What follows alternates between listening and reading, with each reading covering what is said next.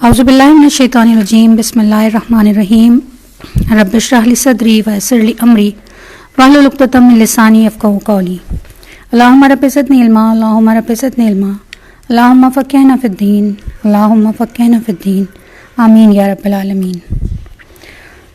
اچھا، آج ہمارا سورہ یوسف ہے نا، سورہ یوسف کے سٹارٹ کے رکوع ہم لیں گے انشاءاللہ۔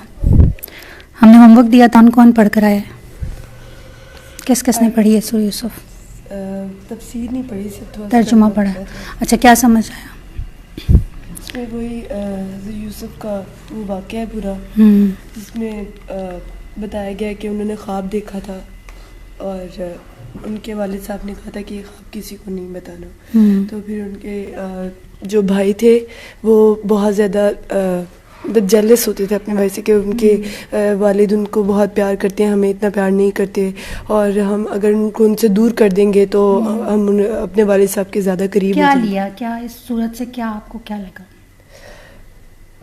کیا کہ پہلے انسان کو اللہ تعالیٰ جیسے مشکلات کے بعد آسانیاں آتی ہیں، جیسے پہلے وہ کنویں میں انہوں نے بہت حضرت یوسف علیہ السلام کو بادشاہت حاصل کرنے کے لیے بہت مشکلات جھیلنی پڑی، کوئی بھی چیز اتنی آسانی سے نہیں ملتی، اور انہوں نے جتنا صبر کیا اللہ تعالیٰ نے اس صبر کا ان کو بہت بڑا پھل دیا۔ اور مطلب صرف کنویں میں گئے اور صرف بادشاہت ملی، بس صرف اس پوری صورت سے یہی چیزیں ملتی ہیں، کچھ اور بھی؟ تقویٰ بھی کے بارے میں بھی پتہ چلتا ہے کہ جس طرح ان کو وہاں پہ ٹریپ کرنے کی کوشش کی گئی، جو بادشاہ کی بیوی تھی اس نے ان کو ٹریپ کیا، لیکن ان کا ایمان اتنا مضبوط تھا کہ انہوں نے اپنی ایمان کی طاقت سے وہ ٹریپس ان سے وہ بچے، اللہ تعالیٰ کی طرف سے ہی تھا۔ لیکن پھر اس کے علاوہ بھی وہ سچویشنز جس سچویشن میں گئے وہ مشکل سچویشن تھی، لیکن اس کے بعد ان کو آسانی ملی اس سچویشنز کے تھرو، تو اس لیے دیٹس۔ اور شروع میں تو یہی ہوتا ہے کہ مطلب ان کے بھائی بھی ان سے جیلس تھے، اس سے یہ پتہ چلتا ہے کہ نو میٹر ہاؤ، مطلب آپ نبی کے بھی بچے ہو یا کچھ بھی ہو، آپ کے اندر یہ جیلسی والا فیکٹر آ سکتا ہے، تو اس لیے ہمیں ہمیشہ اسے پناہ مانگنی چاہیے۔ اور دیٹس آل۔ آئی تھنک شروع والی 2 رکوع میں تو اسی کا ذکر ہے، اسی واقعے کا، کہ کس طرح انہوں نے خواب دیکھا۔ اس کا مطلب ہے کہ اللہ تعالیٰ نے ان کو بہت ایلیویٹڈ سٹیٹس دیا، بہت چھوٹی سی ایج میں، اور کس طرح پھر ان کو لے جایا گیا دھوکے سے۔ اور مجھے بہت مزے کی بات لگی، بہت زیادہ مزے کی۔ I think this is something we do. تفسیر میں یہ ہے کہ ان کے بھائی کہتے ہیں کہ یار ایک دفعہ اس کو ابا جی کے آنکھوں کے سامنے سے ہٹا دیتے ہیں، ہم ان کے آنکھوں کے سامنے آ جاتے ہیں، اور پھر ہم ساری زندگی کوئی گناہ نہیں کریں، پلان ہے نا۔ وہ پلان کرتے ہیں، and they know that they are wrong, and they know that ہم پھر کبھی گناہ نہیں کریں گے، لیکن یہ بس ایک یہ گناہ ہم کرنا چاہتے ہیں، مطلب یہ بھی اپنے نفس کے لیے نا، محبت پانے کے لیے، اور یہ گناہ ہم کر لیتے ہیں، پھر اس کے بعد ہم توبہ کر لیں گے۔ تو مطلب اس میں بھی کیا بتایا کہ یہ اس طرح سے بھی آپ پلان کر کے اگر کوئی گناہ کریں تو وہ گناہ ہی رہے گا اللہ کی نظر میں، آپ چاہے بعد میں توبہ کر لیں، لیکن اگر آپ نے پلان کیا ہے تو وہ بھی جائز نہیں ہے۔ بس سورہ یوسف کے اندر ایک تو سب سے پہلے تو ہم یہ دیکھ لیں کہ اس کا شان نزول کیا ہے نا، کس وقت یہ نازل ہوئی اور اس وقت حالات کیا تھے۔ اچھا، سورہ یوسف کا بھی اور قرآن کا بھی یہ کمال ہے کہ وہ کسی ایک وقت کے لیے نازل نہیں ہونا، کیونکہ اللہ تعالیٰ نے اس کو قیامت تک کے لیے نازل کر دیا ہے، تو اب یہ ہر دور کے لیے اسی طرح سے ہمارے لیے بھی جو چیزیں آئی ہیں وہ قرآن پاک کی آیات وہ ہمارے لیے بھی اسی طرح سے اتری ہیں جس طرح اس دور کے لوگوں کے لیے اتری تھی۔ تو اس وقت جو لوگ تھے، سارے مکہ تھے، وہ عجیب عجیب سے سوالات کیا کرتے تھے نا، اور چونکہ آپ کے ہی، آپ صلی اللہ علیہ وسلم کے ہی بھائی بہن تھے، آپ کے ہی سارے رشتہ دار تھے، آپ کے خود سگے چچا کافروں میں موجود تھے، تو سورہ یوسف کا اصل جو واقعہ سورہ یوسف کا بیان ہوا، یہ دراصل ایک سوال تھا کفار کی طرف سے نا۔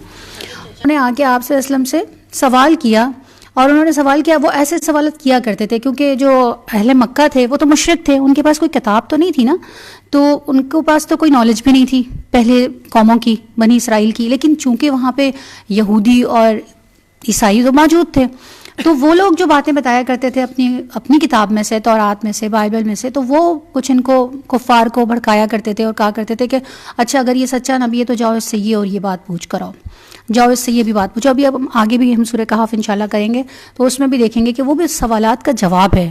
بہت ساری صورتیں، بہت ساری آیتیں اللہ تعالیٰ نے جوابوں کی صورت میں نازل کی ہیں. تو دراصل تھا کیا کہ حضرت یوسف علیہ السلام کون تھے؟ حضرت یوسف علیہ السلام حضرت ابراہیم علیہ السلام کے پوتے تھے نا، پڑ پوتے. حضرت یوسف ابراہیم علیہ السلام کے بیٹے اسحاق علیہ السلام کے بیٹے یعقوب، اور یعقوب علیہ السلام کے بیٹے پھر یوسف علیہ السلام. تو یہ پڑ پوتے ہوئے آپ کے.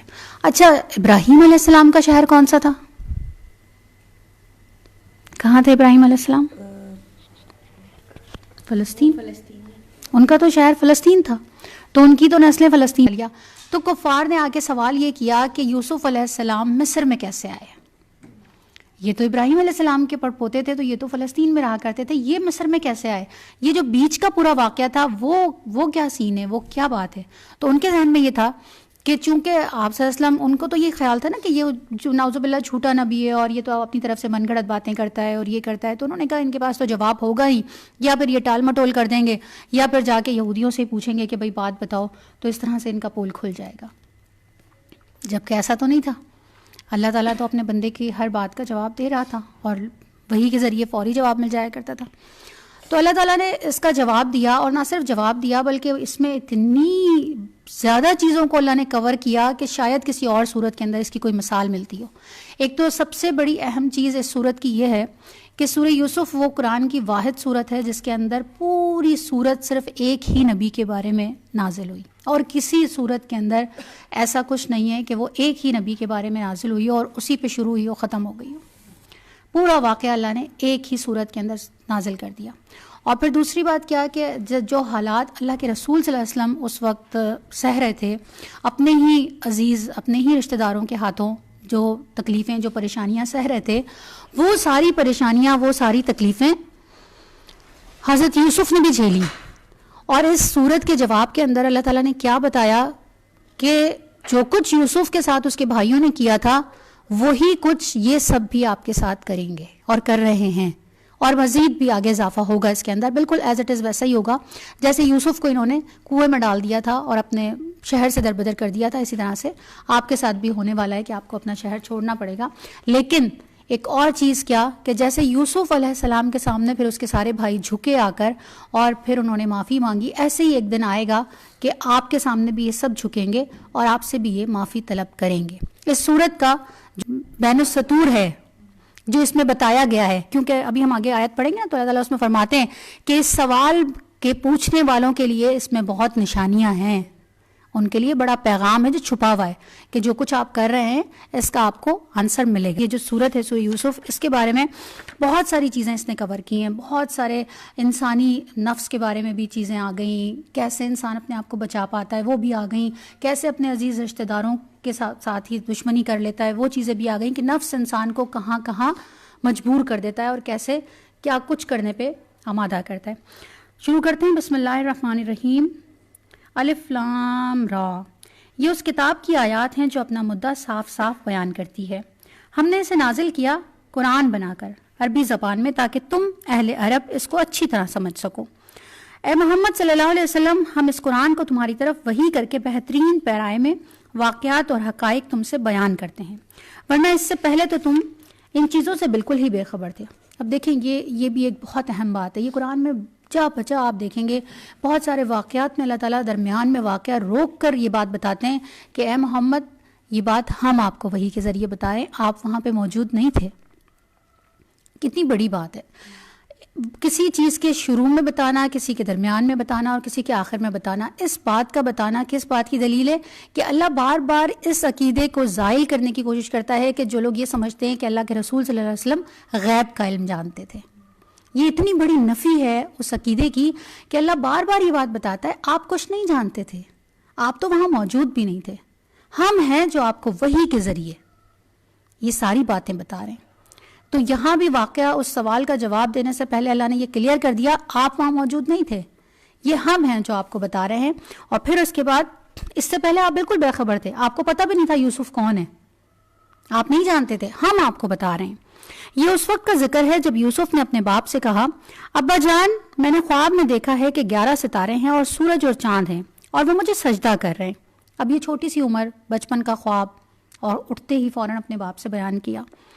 جواب میں اس کے باپ نے کہا بیٹا اپنا یہ خواب اپنے بھائیوں کو نہ سنانا ورنہ وہ تیرے در پہ آزار ہو جائیں گے. حقیقت یہ ہے کہ شیطان انسان کا کھلا دشمن ہے. اچھا یہاں پہ یہ نہیں کہ بھائی جل جائیں گے, بھائیوں کو مت بتانا وہ جل جائیں گے. دیکھیں نا کتنا فرق ہے. ہم اگر کسی کو کسی چیز سے روکتے ہیں تو ہم کیا کرتے ہیں اس انسان کی طرف ریفر کر دیتے ہیں وہ جل جائے گا, وہ حسد کرے گا تم سے, اسے نہ بتانا وہ اس کی کاٹ کرے گا, یعنی ہم اس انسان کی طرف اس کو موڑ دیتے ہیں. جبکہ انہوں نے کیا کیا, انہوں نے کہا کہ شیطان انسان کا کھلا دشمن ہے. ایسا نہ ہو کہ تم اپنے بھائیوں کے سامنے یہ بات بتاؤ تو شیطان ان کو اس بات پر اکسا دے کہ اس کو یہ سب کچھ کیوں مل رہا ہے, اس نے یہ خواب کیسے دیکھا ہے, ہمیں کیوں نہیں مل رہا. یعنی شیطان دراصل وہ ہے جو اس طرح کے اختلافات ڈالتا ہے, اور ایسا ہی ہوگا جیسا تو نے خواب میں دیکھا ہے. تیرا رب تجھے اپنے کام کے لیے منتخب کرے گا, کیونکہ خود بھی نبی تھے اور بیٹے کو جو خواب نظر آیا وہ نبی تھے, فوراً پہچان لیا کہ اس کو بھی اشارہ ملا ہے اور اس کو بھی اللہ تعالیٰ نبوت سے سرفراز کریں گے. تو اسے سمجھا رہے ہیں اور تجھے باتوں کی تہ تک پہنچنا سکھائے گا. کیا جانتے تھے یوسف علیہ السلام؟ خوابوں کی تعبیر جانتے تھے. اور تیرے اوپر آل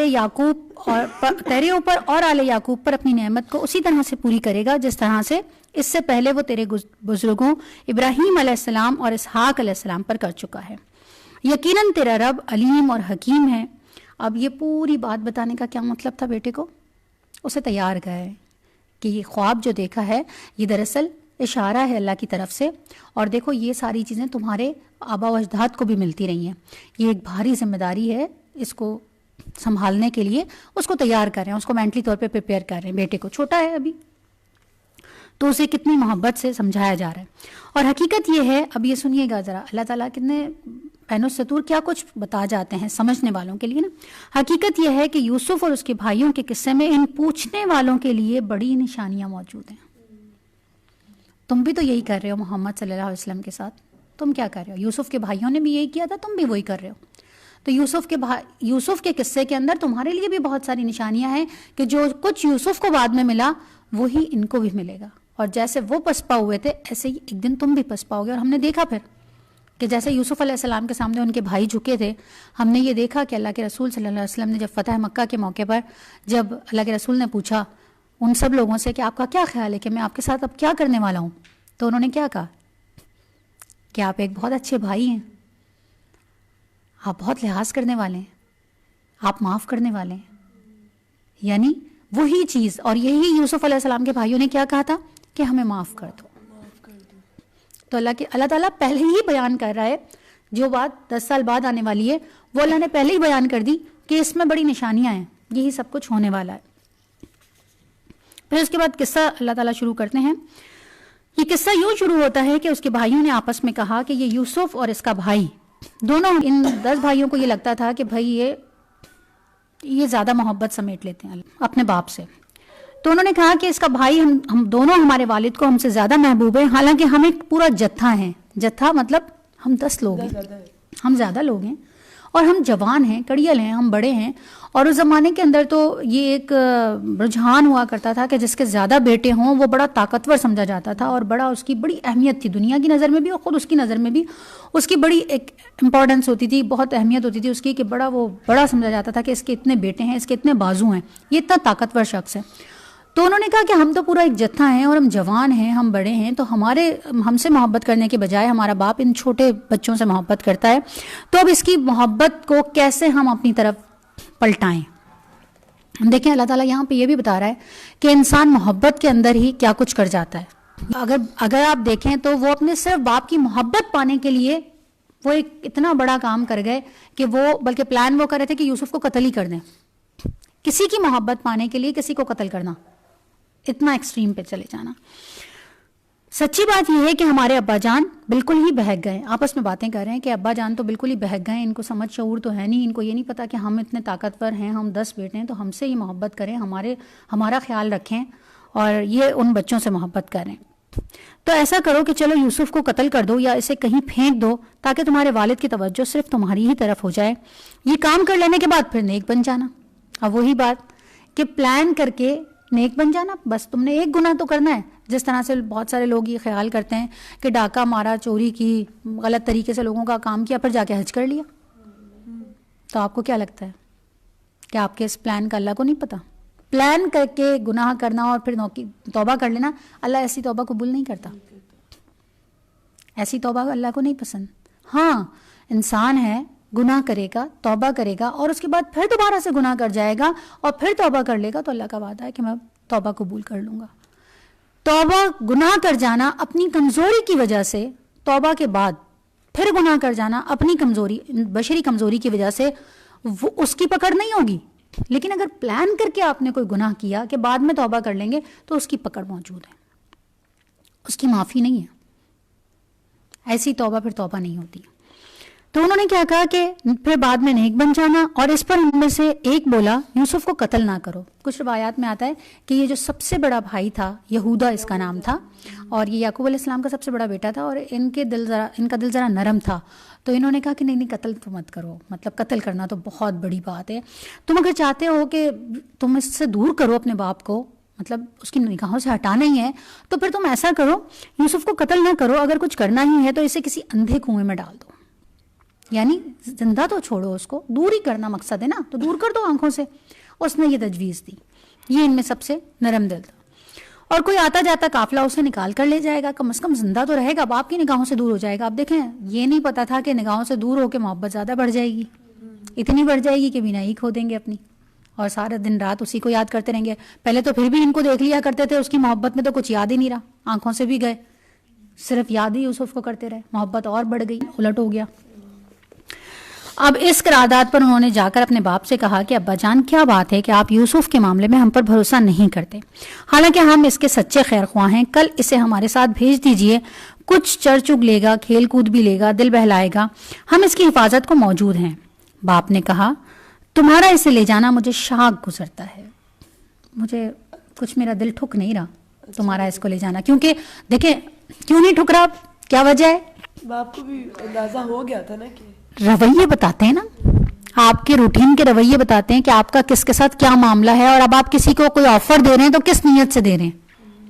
آپ نے کبھی کسی سہیلی کو لفٹ کرائی نہیں, اور پیپر کے دنوں میں, بالکل این پیپروں کے دنوں میں آپ کہو کہ یار تم کدھر ہو, مجھے تو تم مل ہی نہیں رہی ہو, اتنی اچھی میری دوست, میں تو تمہیں یاد کر رہی ہوں, آؤ آج تو ہم اکٹھے بیٹھ کے کچھ تھوڑے سے چائے شائے پیتے ہیں, ارے میں تو تمہیں فلاں چیز دینے والی تھی, یا کوئی اچھا سا گفٹ کر دیں, تو آپ کو کیا لگے گا؟ آپ کو سمجھ نہیں آئے گی. آپ دل میں کیا بولیں گے؟ کچھ مطلب ہے. تو آپ کے رویے بتاتے ہیں کہ جن کے ساتھ آپ کا نارمل ڈیز کے اندر رویہ کیسا چل رہا ہوتا ہے, اچانک ان کے اوپر محبت آ جائے تو وہ دل میں گڑبڑ ہو رہی ہوتی ہے. تو یعقوب علیہ السلام نے بھی کہا کہ اس کا, حالانکہ بھائی تھے بڑے, اگر نارمل دیکھا جائے تو بڑے بھائی تو چھوٹے بھائیوں کو لے کے جایا کرتے ہیں, اس میں کوئی ایسی بات نہیں تھی, آرام سے بھیج دیتے. لیکن ان کو شاق گزرا, انہوں نے کہا کہ مجھے تمہارا یہ لے جانا, اس کو ساتھ لے جانا شاق گزرتا ہے, اور مجھے اندیشہ ہے کہ اسے کوئی بھیڑیا نہ کھا جائے, جبکہ تم بالکل اس سے غافل ہو جاؤ. تو انہوں نے جواب دیا اگر ہمارے ہوتے ہوئے اسے بھیڑیے نے کھا لیا, اور جبکہ ہم ایک پورا جتھا ہیں, ہم اتنے سارے لوگ ہیں, تو ہمارے ہوتے ہوئے اگر کسی بھیڑیا نے کھا لیا تب تو ہم بڑے ہی نکمے ہوں گے. اس طرح کے اصرار کر کے جب وہ اسے لے گئے تو انہوں نے طے کر لیا کہ اسے ایک اندھے کنویں میں چھوڑ دیں. تو ہم نے یوسف کو وحی کی کہ ایک وقت آئے گا. اب دیکھیں, ایک بچہ ہے نا جس کو اندھے کنویں میں پھینکا جا رہا ہے, وہ ویسے ہی خوف سے ہی مر جائے کہ مجھے تو اکیلے کو اندھے کنویں میں ڈال دیا, اور پھر اپنے ہی سگوں کے ہاتھوں, تو دکھ اور تکلیف کی کیفیت کیسی ہوگی. تو اس کیفیت کے اندر اللہ کیا کہہ رہا ہے کہ ہم نے وحی کی, یعنی دل کو ڈھارس دی, بالکل ویسی ہی وہی جیسے اللہ تعالیٰ نے حضرت موسیٰ علیہ السلام کی ماں کو, بیٹے کو, دیکھیں نا دریا کے حوالے, کون ماں, آج کوئی ماں اگر کتنی بھی تکلیف میں ہو, کتنی بھی اذیت میں ہو, لیکن وہ ایسے دریا کے حوالے تو نہیں کر دے گی. لیکن کیوں کیا کہ اللہ نے کہا کہ ہم نے اس کو وحی کر دی تھی کہ بس اس کو ڈال دے اور اب بے فکر ہو. اسی طرح کی وحی اللہ نے یوسف علیہ السلام کو کی کہ ایک وقت آئے گا, پریشان نہیں ہو, یعنی تم اس کنویں میں جا کے مرو گے نہیں, تم ضائع نہیں ہوگے, بلکہ ایک وقت آئے گا کہ اسی کنویں سے نکل کر تم نے جہاں پہنچو گے وہاں تم ان کو ان کی حرکتیں جتاؤ گے, یعنی تم ان سے ٹاپ پر ہوگے, تمہارا مرتبہ ان سے بہت اونچا ہوگا اور تب تم ان کو جتاؤ گے کہ انہوں نے تمہارے ساتھ کیا کیا تھا. اور یہ اپنے اس فعل کے نتائج سے بے خبر ہیں. ابھی ان کو نہیں پتا کہ اس کنویں میں سے تو یوسف علیہ السلام کا راستہ کہاں پہنچ رہا ہے, بادشاہت کی طرف پہنچ رہا ہے, اسی کنویں سے ہو کر پہنچ رہا ہے. شام کو وہ روتے پٹتے اپنے باپ کے پاس آئے اور کہا, ابا جان, ہم دوڑ کا مقابلہ کرنے میں لگ گئے تھے اور یوسف کو ہم نے اپنے سامان کے پاس چھوڑ دیا تھا کہ اتنے میں بھیڑیا آیا اور اسے کھا گیا. آپ ہماری بات کا یقین نہ کریں گے چاہے ہم سچے ہی ہوں. اب دیکھیں دل میں جو چور تھا نا, دل میں چور بھی تھا اور آئیڈیا بھی حضرت یعقوب نے ہی دیا تھا جی, مطلب وہی بات جو باپ نے بولی تھی اور انہوں نے ایز اٹ از وہی لا کے باپ کے سامنے کر دی کہ ہاں یہی بات ہوئی ہو. لیکن اب آپ ہمارا یقین بھی نہیں کریں. ہاں, آپ ہمارا یقین بھی نہیں کریں گے. پہلے ہی بول دیا نا کہ جیسے وہ بچے ہوتے ہیں نا کچھ جو آ کے کوئی جھوٹ بات بول رہے ہوتے ہیں ماں کو اور پھر ساتھ ہی کہہ دیتے ہیں مجھے پتا ہے آپ کو یقین تھوڑی آئے گا مجھ پہ. کیوں پتا ہے؟ کیونکہ آپ کو پتا ہے کہ آپ جھوٹ بول رہے ہیں. آپ کو پتا ہے کہ آپ کی ماں پہچان گئی ہے, آپ کی آنکھیں, آپ کا لہجہ سب پتا ہے. لیکن آپ چونکہ بھرم مارنا ہوتا ہے آپ نے, تو آپ کہتے ہیں ہاں مجھے پتا ہے, آپ نے پہلے کب میری بات کا اعتبار کیا ہے, آپ کو ابھی بھی نہیں آئے گا بے شک میں کتنا بھی سچا ہوں. بھی ساتھ میں لے کر آئے کیونکہ انہیں شک ہوگا, جھوٹ موٹ کا خون لگا کر لیا ہے نا. تو کیا کہا کہ آپ ہماری بات کا یقین نہیں کریں گے چاہے ہم کتنے ہی سچے ہوں. اور وہ یوسف کی قمیض کے اوپر جھوٹ موٹ کا خون لگا کر لے آئے تھے. یہ سن کر ان کے باپ نے کہا, اب باپ تو ایک تو نبی ہے, دیکھیں ایک تو ویسے ہی باپ فوراً سمجھ جاتا ہے بچوں کی چالیں, ماں باپ سمجھ جاتے ہیں نا کہ کہاں انہوں نے گڑبڑ کی ہے, کہاں کچھ کیا ہے. بچوں کو اکثر بچے کہتے ہیں نا کہ آپ کو کیسے پتہ چل جاتا ہے, آپ کی کیا پیچھے بھی آنکھیں لگی ہوئی ہیں, آپ نے پیچھے سے دیکھا ہے. تو ایک تو ماں باپ کو ویسے پتہ چل جاتا ہے, اور دوسرا کیا کہ وہ نبی ہے, تو ان کو تو پتہ چلنا ہی تھا کہ انہوں نے کیا کیا ہے.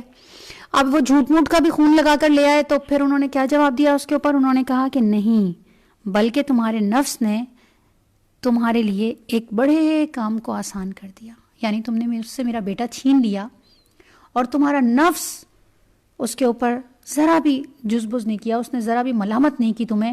تمہارے نفس نے اس کام کو بہت آسان کر دیا کہ تم نے لے جا کے اس کو میری آنکھوں سے اوجھل کر دیا. باپ کو سمجھ تو آ رہی تھی نا کہ میری محبت کرنا ان کو کھل رہا ہے, ان کے رویوں سے, ان کے لہجوں سے پتہ تو چل رہا ہوتا ہے. تو اچھا میں صبر کروں گا اور بخوبی کروں گا. اور صبر بھی کون سا کروں گا؟ جو بات تم بنا رہے ہو اس پر اللہ ہی سے مدد مانگی جاتی ہے. فصبر جمیل, یہ وہ صبر ہے, خوبصورت صبر, ٹھیک ہے. اور یہ وہ صبر ہے کہ جس کے اندر انسان کہتا ہے کہ بس میں نے سب کچھ اللہ پہ چھوڑ دیا. یہ بڑا مشکل ہوتا ہے انسانوں کے لیے, ہمارے لیے یہ بڑا مشکل ہوتا ہے. ہم بہت ساری جگہوں پہ اس صبر کو توڑ بیٹھتے ہیں, اس سے دامن چھڑا لیتے ہیں جلدی کے اندر, اپنی تکلیف کے اندر. ایسا ہی ایک واقعہ حضرت عائشہ رضی اللہ تعالیٰ عنہ کا واقعہ افق جو ہے نا, ہم پڑھیں گے انشاءاللہ سورہ نور کے اندر, کہ جب ان کے اوپر یہ بہتان لگا اور وہ بہت تکلیف میں تھیں اور بہت اذیت میں تھیں, تو جب وہ اپنی والدہ کے گھر پہ تھیں, وہ اپنا واقعہ خود بیان کرتی ہیں ان کی اپنی زبان کے اندر کہ میں اپنی والدہ کے گھر پہ تھی, اور جب مجھ سے آ کے میری ماں نے پوچھا کہ عائشہ ہمیں بتا دو کہ اصل بات کیا ہے. بہت عرصے تک تو انہیں پتہ ہی نہیں تھا نا, اللہ کے رسول صلی اللہ علیہ وسلم نے انہیں ان کی والدہ کے گھر بھیج دیا, بہت بیمار ہو گئیں. یہ ہم انشاءاللہ سورہ نور میں اس کی تفسیر پڑھیں گے. ہاں, اور اتنی عرصے سے وہی بھی نازل نہیں ہوئی تھی. تو انہوں نے کہا مجھے یعقوب کا نام یاد نہیں آ رہا تھا. میری ماں نے جب مجھ سے پوچھا کہ تم مجھے سچ بتا دو کیا اصل واقعہ کیا ہے, تو انہوں نے کہا کہ آپ میری بات کا, میں اگر سچ بولوں گی تو اس وقت اتنا جھوٹ پھیل چکا ہے کہ کسی کو میری بات کا اعتبار نہیں ہوگا, اور میں جھوٹا الزام اپنے اوپر لوں گی نہیں کہ میں نے کچھ کیا ہے, میں نے تو کچھ بھی نہیں کیا. ہاں میں صبر کروں گی. پھر وہ کہنے لگی مجھے یعقوب کا نام یاد نہیں آ رہا تھا, یعقوب علیہ السلام کا, تو میں نے یہ کہا کہ میں یوسف کے باپ جیسا صبر کروں گی. میں نے اس وقت یہ کہا کہ میں یوسف کے باپ کی طرح صبر کروں گی. اور پھر جب ایسے صبر کیا جاتا ہے تو پھر اللہ کا وعدہ ہوتا ہے کہ پھر اللہ تعالیٰ اس صبر کے بدلے اللہ خود اس صبر کا جواب دیتا ہے. اگر ہم اس کو بھی دیکھیں نا تو وہ روتے تو پھر بھی تھے نا, ایسا مطلب ہمیں لگتا ہے کہ صبر کرنے کا مطلب یہ ہے کہ سارے ایموشنز کو اندر بس ختم کر دو, اور ایگزیکٹلی مطلب انہوں نے مطلب وہ شکوہ اللہ کے سامنے کرتے. ہاں, مطلب لوگوں سے نہیں کہتے تھے, پتا تھا کہ یہ بیٹے کھو کر آئے ہیں لیکن ان بیٹوں سے نہیں جھگڑتے تھے. صبر دراصل یہ ہے کہ جس نے آپ کے ساتھ صبر کرنا ہے. یہ بھی تو ایک بہت بڑی, اگر کوئی آپ کو وقت دے دے کہ اتنے عرصے تک آپ نے صبر کرنا ہے تو آپ کو وہ چیز مل جائے گی, تو وہ ان لمیٹڈ چیز آپ کے لیے وہ کتنی زیادہ. اچھا, یہ ہمارے لیے ان لمیٹڈ ہی ہوتا ہے, ہر انسان کے لیے ان لمیٹڈ ہی ہوتا ہے. ایسا نہیں ہوتا کہ ہمیں کوئی ٹائم پیریڈ دے دیا جائے کہ آپ اتنے دن صبر کر لیں پھر آپ کو یہ مل جائے گا. اللہ کی طرف سے کبھی بھی ٹائم پیریڈ نہیں ملا کرتا, کبھی بھی قریب ہوتا ہے, کچھ چیزیں بہت دور ہوتی ہیں. یہ بھی تو, اور ان کا تو پورا ایک ٹائم دیکھیں کتنا لمبا ٹائم گزرا, اتنا لمبا گزرا کہ رو رو کر ان کی آنکھیں سفید ہو گئی. اللہ کہتا ہے کہ بینائی چلی گئی, اتنا روتے تھے وہ بیٹے کی محبت میں اور اس کی یاد میں, اور یوسف ہی کیے جاتے تھے ان کو. تو صبر واقعی یمنا نے جیسے کہا کہ صبر یہ نہیں ہے کہ آپ اپنے ایموشنز کو کھو دیں, پتھر ہو جائیں, ایسا نہیں ہے. صبر میں انسان کو رونا بھی آتا ہے, انسان اللہ سے شکوہ بھی کرتا ہے. اور جب وہ بار بار کہا کرتے تھے تو اولاد ان کی کیا کہا کرتی تھی کہ آپ تو بالکل سٹھیا گئے. تو انہوں نے کہا میں تم لوگوں سے تو کچھ بھی نہیں کہتا, ہاں میں اپنے غم کا شکوہ کس سے کرتا ہوں؟ اللہ سے. یعنی ایک نبی بھی اب شکوہ کر رہا ہے, اللہ سے کر رہا ہے, آپ سے تھوڑی کر رہا ہے. انسانوں سے صبر کا مطلب یہ ہے کہ انسانوں سے جھگڑنا, انسانوں سے وہ کرنا چھوڑ دیں. اللہ کرے کہ ہم اس کے اوپر عمل کرنے والے ہوں. ہم بعض اوقات انسانوں سے بھی لڑنا جھگڑنا شروع کر دیتے ہیں جب ہمارا صبر جواب دے جاتا ہے, لیکن ایسا کرنا نہیں چاہیے. اللہ تعالیٰ اتنا صبر دے کہ بس ہم اللہ سے ہی شکوہ کریں. اللہ تعالیٰ کیا کہتے ہیں کہ جب بلکہ تمہارے نفس نے تمہارے لیے ایک بڑے کام کو آسان کر دیا, اچھا صبر کروں گا اور بخوبی کروں گا, جو بات تم بنا رہے ہو اس پر اللہ ہی سے مدد مانگی جا سکتی ہے. ادھر ایک قافلہ آیا اور اس نے اپنے سکے کو پانی لانے کے بھیجا. سکہ کس کو کہتے ہیں؟ وہ جو پانی والا جس کی رسپانسبلٹی ہوتی ہے. پہلے کنویں کے اندر سے پانی نکالنے والے ہوتے تھے نا, ان کو سکہ کہا جاتا تھا. اس فرد کا جو نام ہوتا تھا اس طرح سے سکہ کہا جاتا تھا اس کو. اور وہ جا کے اس کے پاس ایک مشق سی ہوتی تھی چمڑے کی, وہ بھر کے کنویں سے لے کر آتا تھا. تو اس نے کیا کیا کہ جب جیسے ہی اس نے کنویں کے اندر اپنا ڈول ڈالا پانی ڈالنے کے لیے, تو وہ اندھا کنواں تھا, اس میں پانی تو تھا ہی نہیں. اگر پانی ہوتا تو آپ یوسف علیہ السلام کا کیا بنتا؟ وہ ڈوب جاتے. تو وہ ایسے ان کو باولیاں کہا جاتا ہے جو اندھے کنویں اور اس ٹائپ کے ہوتے ہیں نا, کہ بالکل جو بند ہو چکے ہوتے ہیں اور ان میں کچرا جا کر وہ بہت اوپر آ جاتے ہیں. بہت زیادہ ڈیپ نہیں ہوتے بلکہ ایسے ہوتے ہیں, پانی نہیں ہوتا اس کے اندر. تو حضرت یوسف علیہ السلام اندر گرے اور بیٹھ گئے, بس انتظار کرتے رہے اللہ کا کہ اللہ کی طرف سے مدد آئے گی. اچھا, اس سکے نے جب جا کے اس میں ڈول ڈالا تو پانی تو نہیں نکلا, بلکہ حضرت یوسف علیہ السلام نے اس کو پکڑ لیا. اور جب پکڑا تو اس نے جب بندے نے جھانک کر دیکھا, اس نے دیکھا لڑکا ہے. اچھا, اس زمانے میں چونکہ خرید و فروخت ہوا کرتی تھی غلاموں کی, تو پھر کیا ہوا کہ جیسے ہی اس نے دیکھا, سکے نے جو ہی کنویں میں ڈول ڈالا تو یوسف کو دیکھ کر پکار اٹھا, مبارک کو یہاں تو ایک لڑکا ہے. ان لوگوں نے اسے مال تجارت سمجھ کر چھپا لیا. اچھا, ڈر ان کو یہ تھا کہ یہ کسی کا بچہ ہے جو گر گیا ہے, تو ایسا نہ ہو کہ کوئی ہمیں دیکھ لے. تو انہوں نے اس کو چھپا لیا کہ ہم اس کو بیچ دیں گے مال تجارت سمجھ کر, کیونکہ بکا کرتے تھے غلام. تو انہوں نے کہا کسی اور شہر لے جاتے ہیں اور وہاں لے جا کے اس کو بیچ دیں گے, اور اسی نیت سے انہوں نے اس کو چھپا بھی لیا. حالانکہ وہ جو کچھ کر رہے تھے اللہ تعالیٰ اس سے باخبر تھا. اللہ نے تو اسی کنویں سے لے جا کے بادشاہ بنانا تھا. تو پتہ کیا چلا, یہ اللہ کی حکمت ہے. اگر آپ کسی کنویں میں گر جائیں, آپ کو بظاہر لگے کہ آپ کسی ایسی جگہ پہ گر چکے ہیں جہاں سے چاروں طرف نکلنے کا کوئی راستہ نہیں ہے, تو آپ انتظار کیجئے کہ کوئی ڈول آئے گا اور آپ کو نکال لے گا.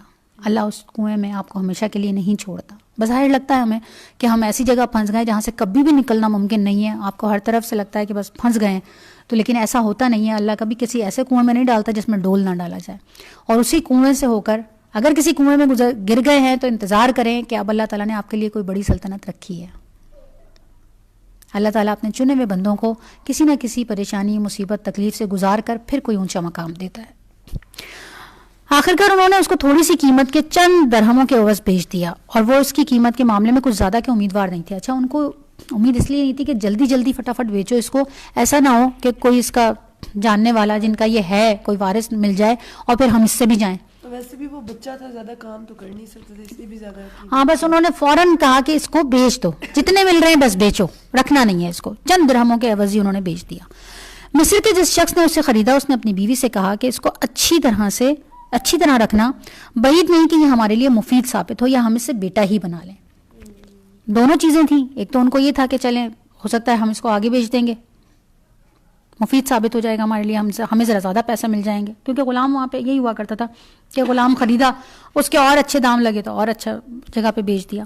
اور چونکہ وہ بے اولاد تھے تو انہیں لگا, اس نے یہ سوچا کہ ہم اس کو بیٹا ہی بنا لیں. اگر یہ اچھا نکلا کچھ دن گھر میں رکھ کے دیکھیں گے, اگر اچھا نکلا وفادار نکلا تو بیٹا بنا لیں گے اس کو ہم.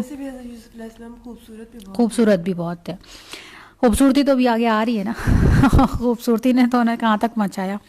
اس طرح ہم نے یوسف علیہ السلام کے لیے اس سرزمین میں قدم جمانے کی صورت نکال لی. دراصل اللہ پلان کر رہا ہے کہ کسی کا بک جانا, کسی کے ہاتھوں بکنا, کسی کے ہاتھوں خریدا جانا, دراصل ہم نے, اللہ کہتا ہے, ہم نے اس کی قدم جمانے کی صورت نکالی اور اسے معاملہ فہمی کی تعلیم دینے کا انتظام کیا. اچھا, اب یہ تعلیم دینے کا انتظام کہاں پہ ہو رہا ہے؟ جیل میں جا کے ہوگا. جیل میں. اور یہاں پہ ابھی ایک بہت بڑا معاملہ ہونے والا ہے. اس معاملے کے اندر جو کچھ ہوگا اس سے بھی ان کو بڑی تعلیم ملے گی. یہاں پہ حضرت یوسف کو پتہ چلتا ہے کہ مطلب کیا کچھ بیٹر مطلب قید انہوں نے قبول کر لی, لیکن انہوں نے برائی نہیں, کفر اور برائی قبول نہیں کی. اللہ اپنا کام کر کے رہتا ہے, مگر اکثر لوگ نہیں جانتے, ہم بھی نہیں جانتے. اللہ دراصل کام کر رہا ہوتا ہے. اللہ نے تو اپنا کام کسی بھی لمحے روکا نہیں ہوتا, اللہ کی پلان چل رہے ہوتے ہیں, لیکن ہم بڑی جلدی گھبرا جاتے ہیں, بے صبر ہو جاتے ہیں. ہم صبر کر لیں تو اللہ کی حکمت کے مطابق ہو سکتے ہیں ہمارے سارے کام اچھے ہوں, یا ہم بے صبری سے وہ کام پہلے خود کرنا چاہتے ہیں اور پھر اس میں گڑبڑ بھی ہو جاتی ہے, اور آخرکار ہوتا وہی ہے جو اللہ چاہتا ہے. اور جب وہ اپنی پوری جوانی کو پہنچا تو ہم نے اسے قوت فیصلہ اور علم عطا کیا. اس طرح ہم نیک لوگوں کو جزا دیتے ہیں. جس عورت کے گھر میں وہ تھا, اچھا اب وہ بہت عرصے تک رہے ہوں گے, ایسا نہیں ہے کہ وہ, دیکھیں نا اللہ تعالیٰ نے کیا کہا, پوری جوانی کو پہنچا, یعنی کچھ ٹائم رہا ان کے گھر میں بہت اچھے طریقے سے. اب جب بڑے ہو گئے, اچھا بڑے ہونے کے بعد خوبصورتی زیادہ ظاہر ہوئی, ایک نوجوان بن کے نکلے, تو جس عورت کے گھر میں وہ تھا اب وہ اس پہ ڈورے ڈالنے لگی. ایک روز دروازہ بند کر کے کہنے لگی کہ آجا یوسف, خدا کی پناہ, میرے رب نے تو مجھے اچھی منزلت بخشی اور میں یہ کام کروں, ایسے ظالم کبھی فلاں نہیں پاتے. یعنی انہوں نے ایک دم سے جو الفاظ ان کے منہ سے نکلے پہلے وہ یہ تھے کہ اللہ کی پناہ, اللہ نے مجھے اتنا بڑا مرتبہ دیا, اللہ نے مجھے کنویں سے نکالا, کہاں بھیجا, بادشاہ کے گھر میں رہ رہا ہوں, اور اب میں یہ کام کروں, ایسے ظالم کبھی فلاں نہیں پاتے. وہ اس کی طرف بڑھی اور یوسف بھی اس کی طرف بڑھتا اگر اپنے رب کی برہان نہ دیکھ لیتا.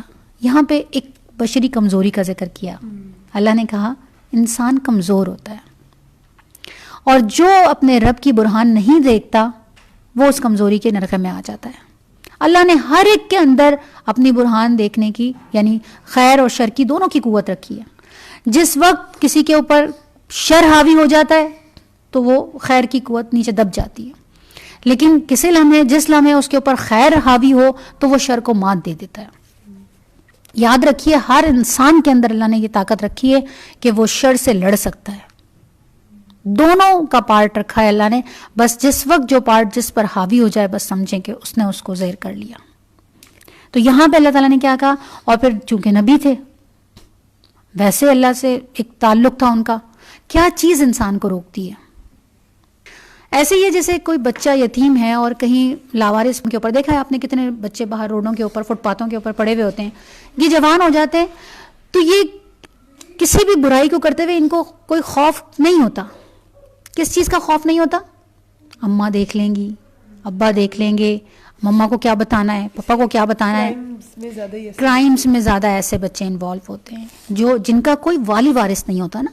جبکہ جو گھروں میں رہنے والے بچے وہ بھی بگڑتے ہیں, لیکن ان کو پھر بھی خوف ہوتا ہے. کس چیز کا خوف ہوتا ہے؟ جواب کیا دوں گا, جواب کا, کہ اپنے ماں باپ دیکھ لیں گے, رشتے دار دیکھ لیں گے تو کیا ہوگا. شکر کرتے ہیں, خوف زدہ ہوتے ہیں. تو چائلڈ ہوتے ہیں جو باہر روڈوں پہ پھر رہے ہوتے ہیں, جو کسی بھی چیز میں انوالو ہو جاتے ہیں, کہیں نشے میں, کہیں غلط چیزوں کے اندر, جن کا کوئی پوچھنے والا نہیں ہوتا نا, جن کے اوپر کوئی ہے نہیں. بالکل وہی حال انسان کا ہوتا ہے کہ اس کا کوئی پوچھنے والا نہیں ہے, اس کا اللہ سے کوئی تعلق ہی نہیں ہے, اس کو کوئی خوف ہی نہیں ہے, وہ کیوں روکے گا. لیکن جس کا اللہ کے ساتھ جتنا مضبوط تعلق ہوگا اس کو اتنا ہی اللہ اس کا خوف بھی ہوگا, اس سوالات کا جواب دینے کا بھی خوف ہوگا کہ میں کیا سوال کا جواب دوں گا اللہ کو. اللہ کے آگے کیا, دیکھیں نا اس نے کیا کہا, ایسے ظالم کبھی فلاح نہیں پاتے. حضرت یوسف علیہ السلام نے کہا نا کہ ایسے ظالم کبھی فلاح نہیں پاتے کہ جو مجھے تو اللہ نے اتنا بڑا مرتبہ دیا اور میں یہ کام کروں. اللہ کی محبت کو کھو دینے کا بھی تو ڈر ہوتا ہے نا, کہ اللہ ناراض ہو جائے گا, اللہ کو نہ کہیں کھو دے. حضرت یوسف کو یہ بھی تو پتہ چل گیا ہوگا کہ اللہ تعالیٰ نے مجھے کنویں سے نکال کے مطلب سسٹیننس دی ہے. یہی بات ہے, یہی بات کی نا کہ مجھے تو اللہ نے اتنی بڑی, اور پھر جب کنویں میں تھے اس وقت بھی وہی آئی کہ پریشان نہیں ہونا, ابھی آپ کو نکال لیں گے یہاں سے, اور آپ انہیں بھائیوں کو سب کو یہ جتلائیں گے, ایک وقت آئے گا. تو جب اللہ ہر قدم پہ ان کو ساتھ دے رہا ہے. لاسٹ ٹائم ایک ہم نے ایسے دیکھا تھا حضرت مریم کو بھی رشتوں نے بالکل, یا حضرت عیسیٰ نے جس نے بھی کہا ہو, مطلب اللہ تعالیٰ فرشتوں کے ذریعے بھی نیک لوگوں کو بتا رہے ہوتے ہیں. تو اللہ تعالیٰ از آلویز دیئر. اور اگر ہم بھی دیکھیں کہ ہم یہ سوچیں کہ وہ لوگ تو چلے نبی تھے, وہ تو اس لیے بچ گئے, ہم کیسے بچ سکتے ہیں؟ ہم تو نہیں کرتے, ہاں, اور بھی اللہ تعالیٰ دے رہے ہوتے ہیں. عام انسان اگر یہ سوچے کہ وہ تو نبی تھے, ان کو وہی آ گئی, ہمیں تھوڑی آتی ہے, ہمیں تھوڑی اللہ روک رہا ہوتا ہے ان کو. تو اچھا, ان کے بارے میں ایک اور بھی چیز کیا آتی ہے کہ وہ اس کی طرف بڑھی اور یوسف بھی اس کی طرف بڑھتا اگر اپنے رب کی برہان نہ دیکھ لیتا. ایسا ہوا تاکہ ہم اس سے بدی اور بے حیائی کو دور رکھیں. وہ ہمارے در حقیقت وہ ہمارے چنے ہوئے بندوں میں سے تھا. اس کے بارے میں کچھ روایات میں یہ آتا ہے کہ انہوں نے جو دیکھا تھا وہ ایک دیوار کے اوپر, جس کمرے میں وہ تھے اس دیوار کے اوپر حضرت یعقوب علیہ السلام کی ایک پکچر سامنے ان کی شبیہ آ گئی تھی جو ان کو انگلی سے اشارے سے منع کر رہے تھے. اچھا, میں یہاں پہ تھوڑا سا, مجھے یہ پڑھتے ہوئے مجھے وہ حضرت یوسف علیہ السلام کی میں نے مووی دیکھی, وہ بہت سے لوگوں نے دیکھی ہوگی, تو اس میں وہ دکھایا تھا کہ ایک شاید فرشتہ ٹائپ تھا جس وہ ان کے والد کا وہ ہاں پیچھے سے اشارہ کر رہا تھا, تو وہیں پہ وہ تھوڑی دیر کے لیے وہ بھی بہک گئے تھے, لیکن جب انہوں نے اشارہ دیکھا, بہکے تو نہیں تھے, اس کو بہکنا نہیں کہتے, اس کو رکنا کہتے ہیں. جیسے اللہ تعالیٰ یہاں پہ بیان کرے نا قرآن کے اندر کہ یوسف بھی بڑھتا, رک گئے تھے, بہکے نہیں تھے, لیکن اس پوائنٹ پہ تھے کہ جہاں پہ فیصلہ کرنا ہوتا ہے کہ ہاں یا نہ, اس پوائنٹ پہ تھے. اور اسی پوائنٹ کے اوپر, کیونکہ وہ پہلے ہی جملے میں یہ بول چکے نا کہ ایسے ظالم فلاں نہیں پا سکتے میری پناہ کہ میں یہ کام کروں. جیسے ہی اس نے کہا کہ یوسف آ جا, انہوں نے بہت فوراً سے جو جواب دیا وہ یہ جواب دیا کہ نہیں, میری اللہ کی پناہ, میں یہ کام نہیں کر سکتا. اور پھر اس کے بعد جب انہوں نے یعقوب علیہ السلام کی وہ شبیہ دیکھ لی کہ جو یہ برہان تھی اللہ کی طرف سے نا, بہت بڑی نشانی تھی. اچھا, عام لوگ کیا کریں؟ اس کا مطلب ہے آنٹی, اس سے ہمیں یہ لیسن بھی ملتا ہے کہ اگر ہم برائی کے وقت اگر تھوڑا سا ہمارے ذہن میں ذہن میں اگر غلط بات آ بھی جائے تو ہمیں اپنے آپ کو بلیم نہیں کرنا چاہیے, کیونکہ ان کے ذہن میں بھی آئی تھی. جی دیکھیں, میں اس کا مقصد یہی تھا بتانے کا کہ نفس اللہ نے جو رکھا ہے نا, وہ اسی لیے انسان کے اندر رکھا ہے کہ وہ شر اور خیر دونوں کا ملا کے رکھا ہے نا. اور کوئی بات امنڈتی ہے تو اس کا مطلب ہے کہ آپ کا خیر والا پارٹ دب گیا. دونوں چیزوں کا مکسچر ہے, ٹھیک ہے. تو اگر آپ یہ سمجھ لیں کہ میرے دماغ کے اندر کوئی غلط باتیں آ رہی ہیں تو یہ تو میں بہت ہی بری ہوں, ایسا نہیں ہے. سوچ تو دیکھیں, شیطان کا تو کام ہے آپ کے دماغ میں سوچ ڈالنا. وہ آپ ہی کے دماغ میں سوچ ڈالنے کے لیے تو کھلی چھوٹ ملی ہوئی ہے اس کو. تو سوچ کا آنا برا نہیں ہے. اسی لیے اللہ تعالیٰ نے دیکھیں نا کتنی پیاری بات کہی کہ اللہ تعالیٰ اپنے بندوں کے دلوں کے اندر آنے والے خیالات پہ نہیں پکڑے گا, اس لیے کہ ان کی بس میں نہیں ہے جب تک وہ گناہ کر نہیں لیا. جبکہ نیکی کا یہ کہ اگر آپ نے سوچا بھی ہے تو آپ کو اس کا بھی اجر. ہم نے یہ بہت ڈیٹیل سے پچھلی دفعہ ڈسکس کیا تھا نا کہ نیکی جو ہے وہ صرف سوچ لینے پہ اجر مل جاتا ہے, اور گناہ جب تک آپ کریں گے نہیں اس وقت تک آپ کو اس کا گناہ نہیں ملتا. بلکہ اگر آپ نے پلان کیا ہوا ہے کسی گناہ کو سوچنے کا, کسی غلط کام کو, اور آپ وہ کام نہیں کرتے, اجر ملتا ہے رکنے کا. تو دلوں میں خیالات کا آنا یہ آپ کے بس میں نہیں ہے. ان خیالات سے لڑنا اور ان خیالات کو مات دینا آپ کے بس میں ہے. یہ اللہ نے آپ کے ہاتھ میں دیا. اگر کوئی یہ کہتا ہے کہ میں نہیں اس کو مات دے سکا تو یہ کمزوری ہے. وہ اس کو مات دے سکتا تھا. اور یہاں پہ بھی اتنی تفصیل سے دیکھیں نا, یہ وہ صورت ہے جس کے اندر اللہ نے اتنی تفصیل سے مرد اور عورت کے تعلق کو اور ایک غلط کام کی طرف ترغیب کو اتنا کھول کر بیان کر دینا. اللہ کا کیا مقصد تھا؟ مقصد یہ تھا کہ ایسا ہے دنیا کے اندر کہ ایک تو یہ بات بتانی مقصود تھی کہ صرف مرد ہی خراب نہیں ہوتے یا مردوں کے دماغ میں غلط چیزیں نہیں آتی, بلکہ عورتوں کے دماغ میں بھی غلط چیزیں آ سکتی ہیں. شیطان ایکولی دونوں کو بہکاتا ہے. ہمارے یہاں عام طور پہ دیکھنے میں یہ ملتا ہے کہ زیادہ ہم دیکھتے ہیں کہ مردوں کی طرف سے یہ چیز ہو رہی ہوتی ہے, ہم مردوں کو بھی بلیم کر رہے ہوتے ہیں کہ مرد زیادہ. ایسا نہیں ہے. عورت کے اندر بس یہ چیز اللہ نے زیادہ رکھی ہے کہ عورت کو اللہ نے کنٹرول زیادہ دیا ہے. وہ اپنی برائیوں کو, اپنے شر کو ذرا زیادہ کنٹرول کر لیتی ہے. وہ کہیں اور نکال دیتی ہے بڑبڑا کے اور اپنی زبان سے, لیکن اس برائی کی طرف وہ ذرا کم آتی ہے. لیکن اس صورت سے کیا پتہ چلتا ہے کہ اللہ نے دونوں کے اندر یہ مادہ رکھا ہے بگڑنے کا, یہ نفس کے جذبات, یہ بہکنا, بگڑ جانا. حالانکہ وہ شادی شدہ تھی, حالانکہ وہ بادشاہ کی بیوی تھی. اچھا, ابھی پچھلے دنوں جو ہم ایک ڈرامہ بھی دیکھ رہے ہیں میرے پاس تو اس میں بھی جو ایک عورت کو دکھایا کہ جی وہ پیسے کے لیے وہ عورت چلی گئی اور اس نے محبت کرنے والے شوہر کو چھوڑ دیا, اور جس طرح سے وہ ڈرامہ ہٹ ہوا اور جو چیزیں اس میں فضولیات دکھائی گئیں, بہت ساری چیزیں غلط بھی ہیں. تو اللہ یہ کہتا ہے کہ کسی کے بگڑنے کے لیے پیسے کا نہ ہونا وہ نہیں. بادشاہ مصر کی بیوی تھی, بادشاہ کی بیوی تھی, بادشاہ کے گھر میں رہتی تھی, کسی دولت کی ضرورت نہیں تھی اس کو, لیکن نفس کا غلبہ ایسا طاری ہوا کہ وہ اپنا, اور وہ غلام تھے, مطلب دیکھیں نا لیول بھی کیا تھا کہ غلام, حالانکہ اللہ کی نظر میں تو وہ نبی تھے لیکن دنیاوی حساب سے دیکھیں تو وہ غلام تھے. تو نفس نے ان کو اتنا وہ کر دیا کہ وہ اس غلام کے اوپر وہ ہو گئی. تو اللہ یہ کہتا ہے کہ میں نے دونوں کے اندر ایکولی شر اور خیر ڈالی ہے کے لیے پکڑ ہے. اسی لیے جب سزا دی گئی تو اللہ نے دونوں کو ایکولی سزا دی. ایک ساتھ سورہ نور کی پہلی آیات ہی شروع اسی سے ہوتی ہیں کہ اگر کوئی غلطی کر لے تو دونوں کو ایکولی کوڑے مارے جائیں گے, ان میرڈ ہو تو ایز اے انسان, ایز اے ہیومن, اللہ تعالیٰ نے دونوں کے اندر شر اور خیر رکھا ہے. اور یہاں پہ کیا بات بتائی اللہ نے کہ اگر کوئی عورت, اسی طرح سے ایک حدیث کے اندر بھی آتا ہے کہ اگر کوئی مرد اس طرح کسی عورت کی دعوت کو چھوڑ کر بچ جاتا ہے تو اللہ تعالیٰ اس کو قیامت کے دن اپنے عرش کے سائے کے نیچے جگہ دیں گے. اتنا بڑا اجر ہے نفس کو کنٹرول کر لینا. تو اللہ کہتا ہے کہ در حقیقت وہ ہمارے چنے ہوئے بندوں میں سے تھا اور آخرکار یوسف اور وہ آگے پیچھے دروازے کی طرف بھاگے. یعنی اب دیکھیں کیا پتہ چلا کہ برائی کی طرف سے آپ کو بھاگ کے جانا ہے واپس. اگر کہیں برائی نظر آ جاتی ہے, اگر کہیں آپ پھنس جاتے ہیں تو آپ یہ نہ کہیں میں تو پھنس گیا تھا, میں تو مجبور تھا, میں کیا کرتا, میرے پاس کوئی آپشن نہیں تھا. بند دروازے تھے. اور اسی مووی کے اندر ہی اگر تم نے بھی دیکھا ہو, میں نے بھی وہ مووی کے کچھ کلپس دیکھے ہیں, تو اس کے اندر وہ کیا دکھاتے ہیں کہ اللہ والا میں ایسا ہی ہوا ہو کہ وہ دروازے کھلتے چلے گئے. تو یہ آگے اس میں ذکر نہیں ہے دروازے کھلنے والے کا؟ وہ یہ ہے کہ دروازے کے اوپر انہوں نے اس کے شوہر کو پایا, کفل لگا دیے تھے, 7 دروازے تھے, وہ آگے پیچھے بھاگے, دروازے کی طرف بھاگے اور اس نے یوسف کی قمیض کھینچ کر پھٹ گئی. مطلب اس عورت نے اتنی وہ ہوئی تھی کہ اس نے ان کی قمیض کھینچ لی اور وہ پھر پھٹ گئی. دروازے پر دونوں نے اس کے شوہر کو موجود پایا. اسے دیکھتے ہی عورت کہنے لگی اس کا قمیض آگے سے پھٹا ہو تو عورت سچی ہے اور یہ جھوٹا ہے, اور اگر اس کا قمیض پیچھے سے پھٹا ہو تو عورت جھوٹی ہے اور یہ سچا ہے. جب شوہر نے دیکھا کہ یوسف علیہ السلام کی قمیض پیچھے سے پھٹی ہے تو اس نے کہا کہ یہ تم عورتوں کی چال, مطلب تم بجائے اس کے کہ کچھ تھوڑا سا شرمندہ ہوتی, تم نے تو الٹا بلکہ اسی پہ.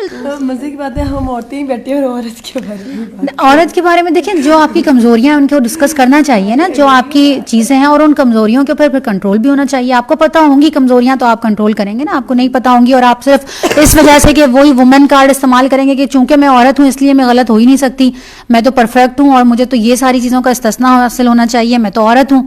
تو یہ غلط ہے. اگر آپ کے اندر عورت کی جب بھی بحث چھڑتی ہے ہمیشہ فیمنزم اور اینٹی فیمنزم اس کی لڑائی چھڑ جاتی ہے. اصل میں یہ تو دیکھیں یہ تو بڑے پلاننگ کے ساتھ آپ کے دماغ میں ڈالا گیا نا فیمنزم. آپ کو اگر اپنے اصل حقوق مل جائیں تو فیمنزم کی تو موت ہے نا. اللہ تعالیٰ نے جو حق دیا ہے, عورتوں نے جو حقوق ملے ہیں, اگر وہ سارے حقوق ایز اٹ از ویسے ہی مل جائیں تو فیمنزم تو مر جائے گا. قرآن سے بڑا تو فیمنزم کوئی بھی نہیں سپورٹ کرتا, کوئی فیمنسٹ نہیں ہو سکتا قرآن جتنا فیمنسٹ ہے, اللہ جتنا بڑا فیمنسٹ ہے. اللہ تعالیٰ نے جتنے زیادہ حقوق دیے ہیں قرآن میں عورتوں کو, اس زمانے میں تو عورتوں کے پاس تصور بھی نہیں, زندہ رہنے کا حق نہیں تھا. اینڈ ہم اس دن یہی بات کرتے ہیں, ہم نے کہا قرآن میں سورہ نساء ہے لیکن سورہ رجال نہیں ہے. نہیں ہے, دیکھیں So we were talking about this کہ اللہ تعالیٰ نے اور کتنی ڈیٹیل کے ساتھ بات کی اللہ نے عورت کے حق کے لیے, لیکن ملتے نہیں ہیں نا. اصل میں شکوہ یہ ہوتا ہے, خرابی وہاں پیدا ہوتی ہے. فیمنزم کا جو بھوت سوار ہوا, جو ایک شوشہ اٹھا ہے, اس کو اٹھنے کا موقع کیوں ملا؟ اس کو ہمارا رائٹ ہے, یہ ہمارا رائٹ ہے, ہمیں تو پتہ ہی نہیں تھا. ہمیں تو پتہ ہی نہیں تھا. آپ کو کون بتا رہا ہے کہ یہ آپ کا رائٹ تھا؟ یہ کوئی اور این جی او کھڑی ہو کے بتا رہی ہے. کیونکہ آپ تو جو بھی اٹھا لے اس کو دیکھیں نا, پھر آپ جب ہٹ جاتے ہیں کسی بھی اس سے تو پھر آپ کو کوئی بھی اچک کے لے جاتا ہے. تو آج ہماری عورت کا حال اسی وجہ سے یہ ہوا ہے. لوگ بہت بڑی تعداد کے اندر خوفزدہ بھی ہیں, مرد خاص طور پہ, کہ یہ عورت فیمنزم کی طرف جا رہی ہے اور فیمنسٹ عورتیں ان کو گھیر رہی ہیں. تو بھائی آپ ان کا حقوق دیجیے تو آپ کی عورت نہیں جائے گی فیمنزم. تو یہ تو اصل میں بگاڑ کی طرف لے کے جانے والی چیزیں ہیں نا. وہ 4 باتیں کر کے اور پھر آپ کو پیچھے لگا لیتی ہیں, اور لیکن ان کا ایجنڈا تو کچھ اور ہے نا دراصل. اس کے اوپر بھی انشاءاللہ کبھی بات کریں گے. لیکن یہاں پہ اللہ تعالیٰ پھر کیا فرماتے ہیں سورہ یوسف کے اندر کہ اس کے شوہر نے کہا کہ یہ تم لوگوں کی چالاکیاں واقعی بڑے غضب کی ہوتی ہیں تمہاری چالیں. یوسف علیہ السلام سے کہا کہ اس معاملے سے درگزر کرو, اور اے عورت تو اپنے قصور کی معافی مانگ, تو ہی اصل میں خطا کار تھی. اب دیکھیں یہاں پہ بھی قرآن کیا بتا رہا ہے کہ ایک عورت جو واضح بدکاری کی طرف جا رہی تھی, شوہر کے ہوتے ہوئے جا رہی تھی, اس شوہر کو پتہ بھی چل گیا کہ یہ قصوروار ہے, لیکن شوہر کا رویہ کیا دکھایا کہ یوسف سے کہا کہ تو درگزر کر دے, معاف کر دے, اور بیوی سے یہ کہا کہ تو استغفار کر. اب یہاں پہ کچھ ایسا نہیں دکھایا کہ اس نے اس کو مارا پیٹا, گھر سے نکال دیا, گالیاں دی. قرآن بھی یہی کہتا ہے نا سورہ نساء کے اندر کہ اگر عورت کوئی اس طرح کا کام کرے تو 4 سٹیپس ہیں. پہلے نصیحت سے سمجھاؤ, پھر اس کے بعد بات چیت چھوڑو, پھر اس کے بعد روم شیئر کرنا چھوڑو, اور پھر چوتھے نمبر پہ ہلکی مار مارو اگر وہ. اور میں استاد نعمان کی بات سن رہی تھی تو انہوں نے کہا کہ اللہ تعالیٰ نے مار والی اجازت بھی اس لیے دی تھی کیونکہ اگر آپ دیکھیں کہ ویسٹ میں اگر کوئی عورت چیٹ کرتی ہے نا تو آدمی اس کو ڈائریکٹلی. کسی نے پوچھا کہ عورت کو جو یہ آیت آئی ہے کہ عورت کو مارا جا سکتا ہے مطلب وہ غلط راستے پہ جا رہی ہے, تو اس کو روکنے کے لیے 4th اسٹیپ کے اندر جو مارنے کی پرمیشن ہے وہ کتنی ہے. تو اللہ کے انہوں نے کہا حضرت ابن عباس میں ان کے ہاتھ میں ایک مسواک تھی, تو انہوں نے کہا اس مسواک سے مارنے کی اجازت ہے, یعنی مار کے دکھایا کہ ایسی مارنے کی, اور چہرے پہ تو بالکل مارنے کی پرمیشن نہیں ہے. اور ہمارے ہاں تو مار شروع ہی ڈنڈے سے ہوتی ہے, ہمارے یہاں الٹا ہوتا ہے, ہمارے ہاں بات چیت بعد میں ختم کی جاتی ہے, پہلے مارا جاتا ہے پھر بات چیت. وہی کہہ رہی ہوں نا کہ اور ہمارے ہاں عام طور پہ کیا ہوتا ہے کہ دن بھر مارو پیٹو جو مرضی کرو اور ہوں اسی کے ساتھ شیئر کرنا ہے. اللہ نے جو اسٹیپس بتائے ان اسٹیپس کو الٹ دیا مرد نے, جب الٹ دیا تو پھر معاملہ تو پورا الٹے گا نا. پہلی صورت بتائی کہ نصیحت سے سمجھاؤ, بات چیت کرنا چھوڑو, آپ نے بالکل الٹ دیا, آپ نے اس کے ساتھ اپنا تعلق نہیں ختم کیا بلکہ اس کے علاوہ آپ نے باقی سارے مار پیٹ شروع کر دی اور وہ کر دیا, تو اس وجہ سے پھر وہ پوری ترتیب ہی الٹ گئی, آپ کے معاملات بھی الٹ گئے. میرے خیال سے اس کی وجہ سے زیادہ بغاوت میں عادت ہے, کیونکہ دیکھیں مار تو انسان کو باغی کر دیتی ہے نا, مار تو انسان کو اسی لیے اللہ نے 4th اسٹیپ پہ رکھی کہ اور وہ بھی اس صورت کے اندر جب وہ بالکل غلط راستے پہ چلی جائے. یہاں پہ بھی کیا رویہ دکھایا ایک شوہر کا کہ انہوں نے کہا, اس عورت کو تنبیہ کی اپنی بیوی کو کہ اے عورت تو اپنے قصوروں کی معافی مانگ, تو غلط تھی. یہ بہت بڑا طریقہ کار بتایا ہے کہ ایک اگر عورت بھی غلط راستے پہ, اور ایک تو پہلی بات تو یہ کہ عورت بھی جا سکتی ہے, عورت کا کوئی استثنا نہیں ہے کہ عورت کے اندر اللہ تعالیٰ نے کوئی شر رکھا ہی نہیں ہے, عورت اس راستے کی طرف جا ہی نہیں سکتی, نہیں جاتی, یہ اس کا بہت بڑا پن ہے, یہ اس کے اندر کنٹرول ہے, اپنے اندر اتنا سیلف کنٹرول ہے کہ ایک شادی شدہ عورت اس غلط راستے کی طرف سوچتی بھی نہیں ہے, جاتی بھی نہیں ہے, تو یہ اس کے اندر یہ اس کی بڑائی ہے. ایسا نہیں ہے کہ اللہ تعالیٰ نے اس کے اندر وہ سافٹ ویئر ہی نہیں رکھا کہ وہ سوچتی نہیں ہے یا وہ کر نہیں سکتی, وہ سب کچھ کر سکتی ہے, اس کے اندر سوچ بھی رکھی ہے. پھر اس کے بعد شہر کی عورتیں جب آپس میں چرچا کرنے لگیں کہ عزیز کی بیوی اپنے نوجوان غلام کے پیچھے پڑی ہوئی ہے تو محبت نے اس کو بے قابو کر رکھا ہے, ہمارے نزدیک تو وہ سری غلطی کر رہی ہے. اس نے جو ان کی یہ مکارانہ باتیں سنی تو ان کو بلوا بھیجا اور ان کے لیے تکیہ دار مجلس آراستہ کی اور ضیافت کے میں ان کے آگے ہر ایک کے آگے ایک ایک چھری رکھ دی. اب ہاں چھری بھی تیز والی رکھی. تو کیا کیا اس نے کہ جب اس کو پتا چلا کہ اچھا یہ لوگ یہ باتیں کر رہی ہیں تو اس نے کہا ہاں ان کے اندر کتنی برداشت اور کتنا حوصلہ ہے, میں ذرا ان کو بھی بلا کے دیکھوں نا کہ میں کسی ایسے عام سے غلام کے اوپر فدا تھوڑی ہو رہی ہوں, ہے کون وہ جس کے اوپر میں فدا ہو رہی ہوں. مطلب ان کی اس زمانے کی اس برائی کا بھی اندازہ کریں کہ وہ اس نے باقاعدہ پلان کر کے محفل سے جا کے ان عورتوں کو بلا کے اپنا وہ دکھایا کہ میں کس سے محبت کرتی ہوں, تم بھی دیکھو ذرا. مطلب یہ بھی ایک بے باکی ہے نا, یہ بھی ایک بے روی کا ایک مثال ہے نا کہ آپ کسی کو اگر پتہ چل بھی جاتا ہے کہ میں وہ اپنے آپ کو پرفیکٹ سمجھتی تھی نا, غلط تو سمجھتی ہی نہیں تھی. اگر غلط سمجھتی تو کیا کرتی, اسی پہلے اسٹیپ کے اوپر توبہ کر لیتی, رجوع کر لیتی. لیکن اپنے آپ کو جب تک انسان غلط نہیں مانتا, آخر میں مانے گی وہ, آخر میں صورت کے اندر ہی اللہ تعالیٰ بتاتے ہیں کہ جب وہ اپنے آپ کو کہے گی, ان لوگوں کے سامنے اقرار کرے گی کہ ہاں میں ہی غلط تھی. ابھی تک تو وہ اپنے آپ کو غلط نہیں مان رہی نا, ابھی تک تو وہ اپنے آپ کو, اب وہ اس کو پروف کرنے کے لیے کہ میں بالکل ٹھیک کر رہی ہوں, اس نے پوری کی پوری مجلس آراستہ کر لی اور عورتوں کو ان کو سب کو دعوت میں بلا لیا اور ایک ایک چھری آگے رکھ دی. اور پھر اللہ تعالیٰ فرماتے ہیں کہ پھر عین اس وقت جب کہ وہ پھل کاٹ رہی تھی اس نے یوسف کو اشارہ کیا کہ ان کے سامنے نکلا, اور جب ان عورتوں کی نگاہ اس پر پڑی تو وہ دنگ رہ گئیں اور اپنے ہاتھ کاٹ بیٹھیں اور بے ساختہ پکار اٹھیں کہ ہاشا للہ, یہ شخص انسان نہیں ہے, یہ تو کوئی بزرگ فرشتہ ہے. عزیز کی بیوی نے کہا کہ دیکھ لیا, یہ ہے وہ شخص جس کے معاملے میں تم مجھ پر باتیں بناتی تھی. بے شک میں نے اسے رجھانے کی, اپنی محفل کے اندر وہ اس بات کو ایکسیپٹ کر رہی ہے, کھلے عام اقرار کر رہی ہے. اندازہ کریں کہ برائی کا کہ بے شک میں نے اسے رجھانے کی کوشش کی مگر یہ بچ نکلا. اگر یہ میرا کہنا نہیں مانے گا تو یہ قید کیا جائے گا اور بہت ذلیل و خوار ہوگا. مطلب سامنے ہی کھڑے ہو کے یوسف علیہ السلام کے اور وہ اس بات کا اقرار کرنا, تو اندازہ کریں کہ کس قدر کیا حالت ہوگی سوسائٹی کی. یوسف نے کہا کہ اے میرے رب مجھے قید منظور ہے. کیا بتایا اللہ نے, اللہ نے یہاں پہ کیا بتایا کہ جب آپ کو برائی کی طرف, ایک راستہ برائی کی طرف جا رہا ہو اور دوسرا قید خانے کی طرف جا رہا ہو, تو آپ نے کیا چننا ہے, قید کو چن لینا ہے. آپ نے قید کو چن لینا ہے. آپ یہ نہیں کہہ سکتے کہ میرے پاس کوئی آپشن نہیں بچا تھا, میں اب کیا کرتا, میں جیل چلا جاتا, میرے پاس تو کوئی راستہ بچا ہی نہیں تھا ان کی بات ماننے. سچا ثابت ہو جاتا. سچا ثابت ہو جاتا. اور پھر انہوں نے کیا کہا کہ مجھے قید منظور ہے بنسبت اس کے کہ میں وہ کام کروں جو یہ لوگ مجھ سے چاہتے ہیں، اور اگر تو نے ان کی چالوں سے مجھ کو دفع نہ کیا تو میں ان کے دام میں پھنس جاؤں گا. یعنی میں کمزور ہوں. یہاں پہ کیا چیز پتہ چل رہی ہے کہ اگر تو نے مجھے نہ بچا لیا ان کی چالوں سے، انسان تو کمزور ہے نا. یہاں پہ بشری کمزوری کا کتنا بڑا اقرار ہے. عقل مند آدمی، عقل رکھنے والا اپنے آپ کو شر سے بچا لیتا ہے. جو شر سے بچا نہیں پاتا پھر وہ جہالت میں چلا جاتا ہے، وہ اس لیول سے ہی نیچے اتر جاتا ہے. تو قرآن پاک کے اندر حضرت موسیٰ علیہ السلام کے بارے میں بھی آتا ہے نا. ہم جو عام طور پہ کہتے ہیں کہ یار جسٹ اے جوک، اس جوک کو بھی میں آپ کو بتاؤں کہ جب انہوں نے آ کے کہا کہ اللہ تم سے کہتا ہے کہ ایک گائے کو قربان کرو اور وہ تم سے کہتا ہے کہ اس گائے کی قربانی مانگتا ہے، تو انہوں نے کہا کیا تو ہم سے مذاق کرتا ہے؟ تو حضرت موسیٰ نے یہ جواب دیا میں جاہلوں میں سے نہیں ہوں. تو پتہ کیا چلا کہ یہ جو مذاق کے نام پہ آپ دوسرے کی دھجیاں اڑا دیتے ہیں، آپ اڑا کے رکھ دیتے ہیں اگلے بندے کو، اور آپ کہتے ہیں یار جسٹ اے جوک، تم تو سینٹی ہو گئی. تو یہ اللہ تعالیٰ قرآن میں یہ بتاتا ہے کہ اس طرح کے مذاق اڑانے والے دراصل جاہل ہوتے ہیں. حضرت موسیٰ نے کہا کہ میں جاہل نہیں ہوں، میں پناہ مانگتا ہوں اس سے کہ میں جاہل ہوں. اور یہاں پہ بھی کیا بتایا کہ جو شر کی طرف چلا جائے گا تو وہ جہالت کی طرف چلا جائے گا. اس کے رب نے اس کی دعا قبول کر لی اور ان عورتوں کی چالیں اس سے دفع کر دیں. بے شک وہی ہے جو سب کی سنتا اور سب کچھ جانتا ہے. دیکھیں ان رکوع میں کیا پتہ چلا ہمیں، ذرا اس کو ایک دفعہ سمرائز کر لیں پھر اس کو ختم کرتے ہیں. نیکسٹ رکوع انشاءاللہ پھر اگلی کلاس ایک پوائنٹ جو آپ کو سمجھ آیا کیا کرنا چاہیے ہمیں. مجھے سمجھ آیا کہ ہمیں اپنے آپ کو جو ہے کنٹرول رکھنا چاہیے. ہم اپنے آپ پر اپنے اوپر کنٹرول کرنا چاہیے نا. ہم اپنے اوپر کریں گے تو اللہ تعالیٰ ہمیں کنٹرول دے دے گا.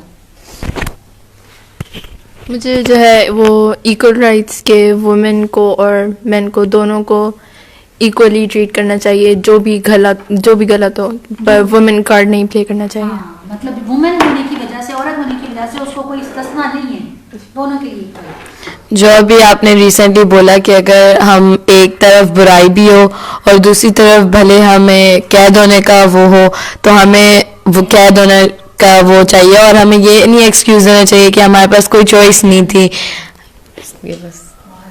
جو فرسٹ پوائنٹ آپ نے بتایا تھا کہ وہ کنویں میں ڈال دیا تھا ان کو، تو وہ کہ جو آپ پلان کرو وہ ویسے ہی نہیں جاتا.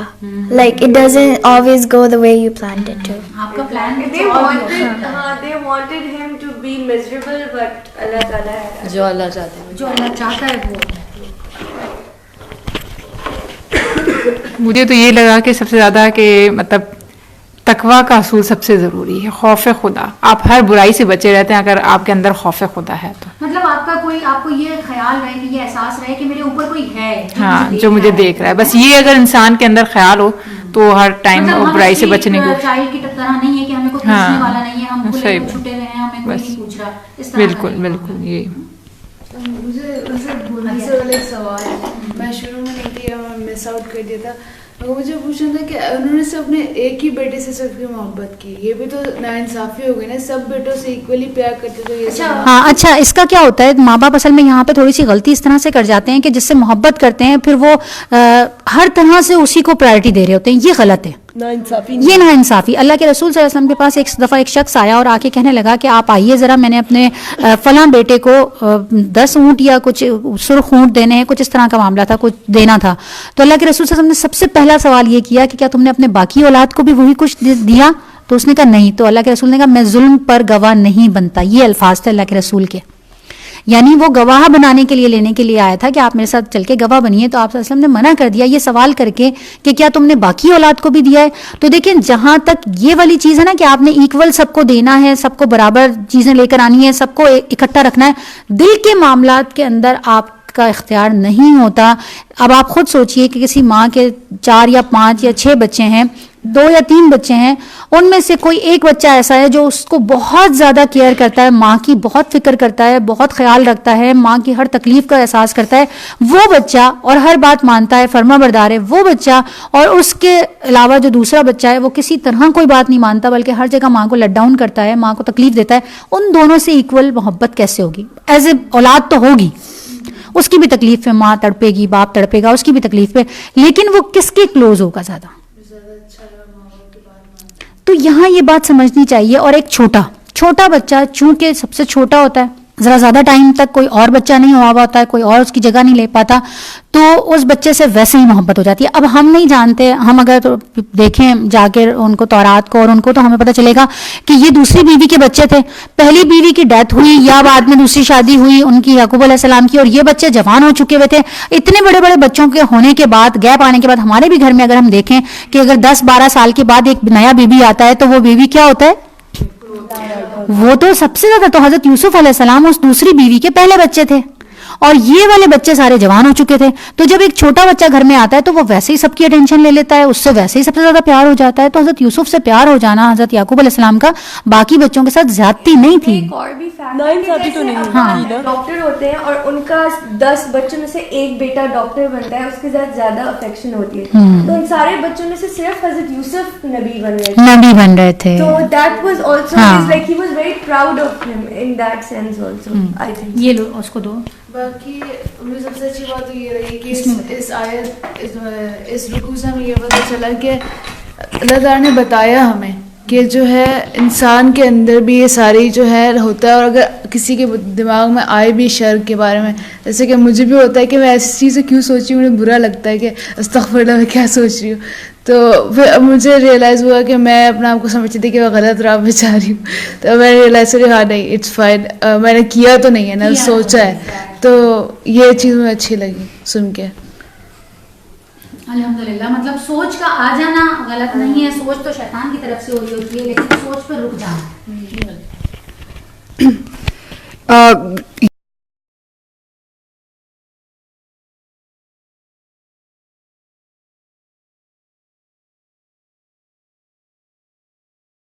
یہ ایک پوائنٹ بہت اچھا لگا کہ جب ہسبینڈ نے اپنی بیوی کو ایز اے ہیومن ٹریٹ کیا, اس نے اس پہ کوئی حکم نہیں تھوپا یا اس نے اس کو کوئی مارا نہیں یا کچھ نہیں کیا, اس نے اس کو ایز اے ہیومن ٹریٹ کیا کہ اچھا ٹھیک ہے تم سے غلطی ہوئی, تم معافی مانگ لو. اور اس کے بعد اس کو یہ اوپنلی ہی پتا تھا کہ اس نے باقی عورتوں کو بلایا اور سارا کچھ کیا, لیکن اس نے اس کو کچھ مار پیٹ نہیں کی کہ تم نے جرت کیسے کی کہ تم سب کے سامنے کھلا اعتراف کری ہو یا جو بھی. تو یہ ایک پوائنٹ اللہ میاں نے قرآن میں ہی دے دیا کہ عورت کو, جو آپ کی بیوی ہے, وہ ایک ہیومن ہے, وہ اگر کچھ سوچ رہی ہے یا کچھ کر رہی ہے تو یہ اس کا عمل ہے, آپ کا اس پہ کوئی اس طرح سے حق نہیں ہے کہ آپ اس کو ماریں یا جس طرح ہمارے یہاں ہوتا ہے, مطلب مارنے پیٹنے کا یا اس طرح کرنے کا. تو وہ ایک کہ as a equal human being اس کو ٹریٹ کیا اس نے, اس غلطی کے باوجود. انسان سمجھا, اور اس کو یہی بات اللہ تعالیٰ نے سورہ نساء میں بھی بیان کی کہ اس کو سمجھایا جائے نا. ہاں, تو بیسکلی میرے لیے تو یہ سارے لیسنز جو ہر کسی نے بتائے ہیں, obviously these are very important lessons. اور ایک اور بات یہ تھی کہ even if you are really good, اگر آپ بہت بھی اچھے انسان ہو, بہت بھی نیک ہو, آپ پھر بھی بہت زیادہ تکلیفوں سے گزرو گے to reach a certain point. مطلب بہت سارے لوگ کہتے ہیں کہ یار یہ تو بہت نیک انسان ہے لیکن اس کے ساتھ ہی برا کیوں ہو رہا ہے, یا میں تو بہت اچھا کرتا ہوں لیکن برا صرف میرے ساتھ ہی ہوتا ہے. تو اس کا مطلب یہ کہ اللہ تعالیٰ سب سے زیادہ پھر سکون بھی ہمیں ہی دیں گے اگر ہم اتنی زیادہ تکلیفوں سے گزر رہے ہیں. تو یہ بھی ایک بہت بڑی بات ہے نا کہ اللہ تعالیٰ کا تکلیفوں سے گزار رہا ہے تو اللہ تعالیٰ نے آپ کے لیے کوئی اچھی جگہ رکھی ہے, اس کا ویٹ کریں. میں بھی سیم یہی کہوں گی, صبر کا سب سے زیادہ سیکھ ہے حضرت یعقوب کا بھی اور حضرت یوسف علیہ السلام کے, کہ دونوں نے ہی بہت صبر کیا. جو چیز میں نے اس میں سب سے زیادہ سیکھی ہے, کتنے سال مطلب انہوں نے صبر کیا ان کے لیے, اور ادھر سے حضرت یوسف علیہ السلام نے بھی صبر کیا اور انتظار کیا. قید خانہ قبول کر لیا, قید میں جانا قبول کر لیا. اور آگے انشاءاللہ ہم اگلے رکوع نیکسٹ ویک کریں گے تو اس میں بھی ہم دیکھیں گے کہ انہوں نے اس قیدی کو بھی کہا تو وہ بھی بھول گیا, یعنی اتنے سال تک وہ صبر ہی کرتے رہے اور ثابت قدمی, وہ مطلب ڈٹے رہے اپنے, وہ اپنے اس سے ہلے نہیں کہ مطلب اگر یہ ہو گیا تو یہ ہو جائے گا, اس طرح سے ثابت قدم رہے اپنے. الحمدللہ سورہ یوسف کے 2-3 رکوع ہم نے کیے ہیں اور ان کے اندر دیکھیں کتنی ساری چیزیں, صرف ایک چیز نہیں بیان کی بلکہ کتنی ساری چیزوں کو سورہ یوسف کور کرتی ہے نا. اور آج کل نوجوان نسل کو تو یہ سورہ یوسف میرا خیال ہے کہ بار بار پڑھنی بھی چاہیے, بار بار ریوائز کرنا چاہیے اور اس میں سے دیکھنا چاہیے کہ ہم کیسے رک سکتے ہیں.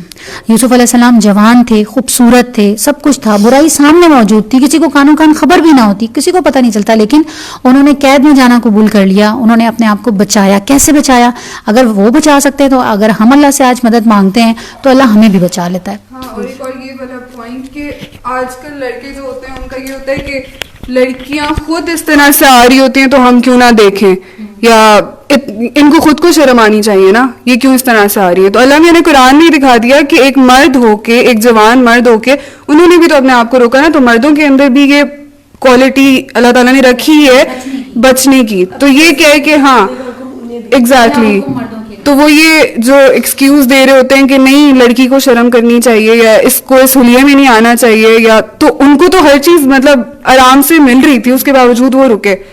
تو یہ کوئی ایکسکیوز نہیں ہوتی لڑکوں کے لیے اسپیشلی. کیا نہیں تھا ان کے پاس, کیا نہیں تھا, بادشاہت وہ بھی خوبصورت تھی. یہ نہیں تھا کہ وہ خوبصورت نہیں تھی, وہ بھی خوبصورت تھی. ان کے پاس بھی مال و دولت تھا, وہ کچھ بھی خرید سکتی تھی. سب سے بڑی بات یہ تھی. تو وہ ان کی طرف, اور یہ چیز وہ بار بار حضرت یوسف کو کہتی بھی تھی اس طرح سے کہ دیکھو, مطلب ان کو اپنی طرف مائل کرنے کے لیے کہ دیکھو میں خوبصورت بھی ہوں, میرے مطلب میرے پاس مال و دولت کہ میں تمہیں جیل میں ڈال دوں. دونوں طرح سے کیا. پہلے ایک طرف غرور وہ جو انسان کو ہوتا ہے نا کہ دھمکی بھی دی ہر طرح سے, لیکن وہ نہیں ثابت قدم رہے.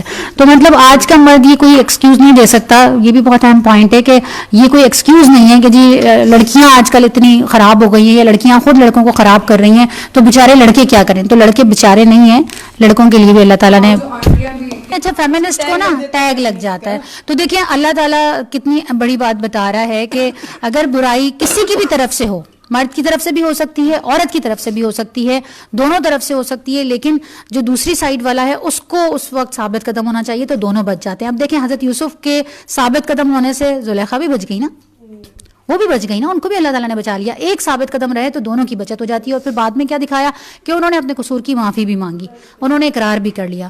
تو ایک کو ثابت قدم رہنا تو لازمی ہوتا ہے. اگر کسی ایک کے اوپر غلبہ ہو رہا ہے شر کا تو دوسرا خیر کا غلبے کو حاوی کرے اپنے اوپر. ٹھیک ہے, تو انشاءاللہ تعالیٰ اس سورہ یوسف کو ابھی ہم نیکسٹ ویک کمپلیٹ کریں گے. اور جو باتیں ابھی ہم نے آج کی ہیں ان کو سب کو نوٹ کر لیں اپنی ڈائریوں کے اندر. یہ آپ کی ڈائری کا حصہ بننا چاہیے. یہ جو ہم نے پوائنٹس یہاں پہ ہر ایک